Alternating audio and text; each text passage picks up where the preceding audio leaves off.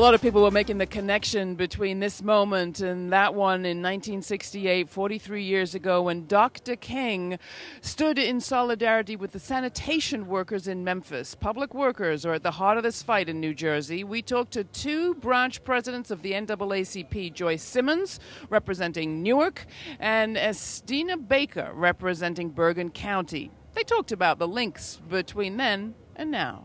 One of the significant things about the We Are One rallies is not only the solidarity we're seeing between organizations all across the country and unions in embattled states like Wisconsin or Indiana or Ohio, but also the sort of new models of organizing where unions are working with movement groups, and that's true of this rally in Newark, New Jersey today. Can you talk a little bit about some of the players involved? Well, the thing is, it's new to those of us that weren't here at the beginning. This really, it all comes together in the fact that we're having it on the day that Martin Luther King lost his mortal life.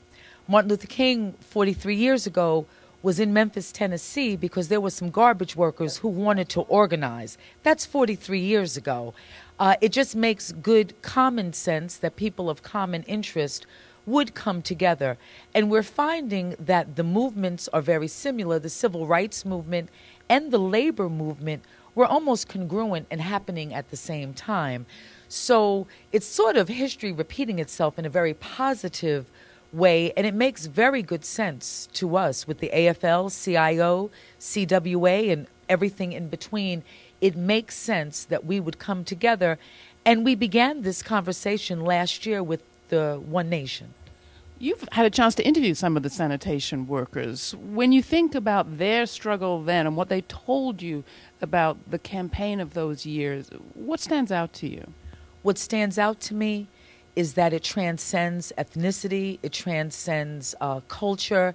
What really stands out, this was a group of men who had an inordinate amount of people getting cholera from picking up the garbage.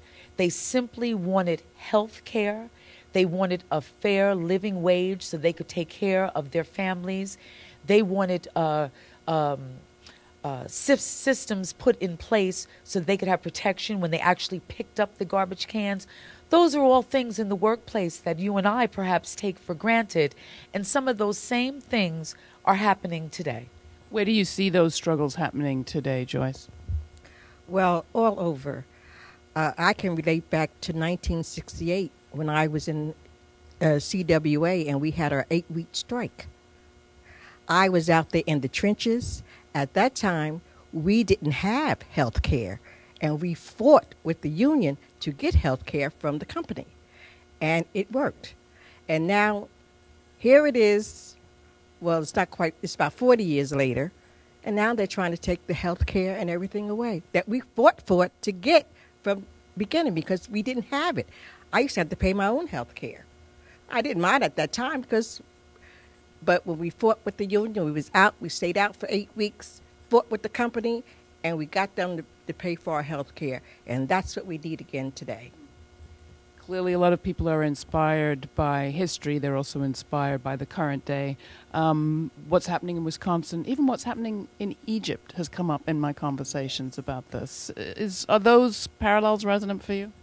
It really is. Not too long ago, one of my mentors told me that Congressman John Lewis had given her a call, and she was delighted to know this is a woman that is 82 years old, who she and her husband were some of the lieutenants with Dr. King, and she was just so gratified to know that some of the students in Cairo had sort of modeled what they were doing based on the Montgomery bus boycott. And those are some of the things that we have to do. I mean, we're looking at things where the everyday worker is being blamed for deficits in budgets, and it's simply not fair. Final word from you, Joyce, to people out there who maybe aren't involved yet or it hasn't touched them. Well, it may not haven't touched them, but it will.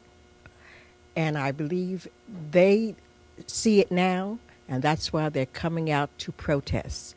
And this is going to happen over and over again because it's going to go from one state to the next state.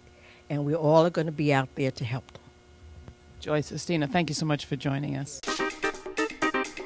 Enjoy GRITtv? Want more people to see it? Well, we are making our program available free to public television stations coast to coast. If you would like to see our show on your local public television station, please give them a call and ask for GRITtv with Laura Flanders. Thanks.